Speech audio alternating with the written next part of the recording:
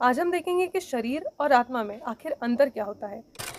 हरे कृष्णा। तो स्वागत है आपका भगवद गीता के प्रमुख 108 श्लोकों की सीरीज में, जहां आज है हमारा 7वां दिन और हम देखेंगे भगवद गीता के दूसरे अध्याय का 20वां श्लोक। श्री भगवान वाच न जायते म्रियते वा कदाचिन नायम भूत्वा भवितावान भूयः अजो नित्य शाश्वतोयम पुराणो न हन्यते हन्यमाने शरीरे। श्री भगवान ने कहा कि आत्मा के लिए किसी भी काल में न तो जन्म है ना ही मृत्यु। आत्मा न तो कभी जन्मा है, न जन्म लेता है और न कभी जन्म लेगा।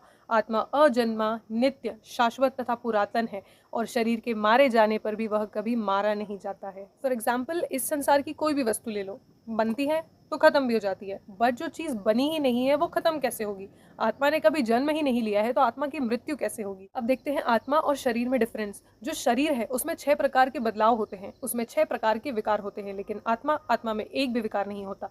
आत्मा जैसा माँ के गर्भ में रहता है शिशु के रूप में, वैसा ही बड़े होकर भी रहता है। आत्मा में कोई चेंजेस नहीं आते हैं। अब आत्मा का अस्तित्व कैसे जाने? ये कैसे जाने कि आत्मा है?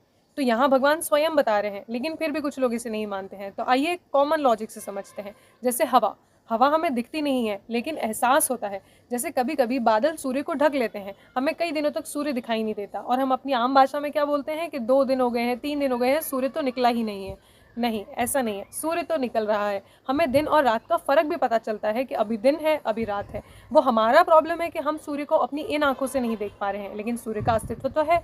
उसी प्रकार हम आत्मा को देख नहीं पाते हैं, लेकिन इस शरीर में चेंजेस हो रहे हैं। मैं बोल रही हूँ, आप सुन रहे हैं, हमारे ऑर्गन्स काम कर रहे हैं, हम चल फिर रहे हैं। यहीं से पता चलता है कि इस शरीर के अंदर आत्मा है। तो हम बहुत ही ईजिली एक मृत शरीर और एक जीवित में डिफरेंस देख सकते हैं, क्योंकि जो आत्मा का लक्षण है वो है चेतना, वो है कॉन्शियसनेस, और वो केवल जीवित वस्तु में ही देखी जा सकती है।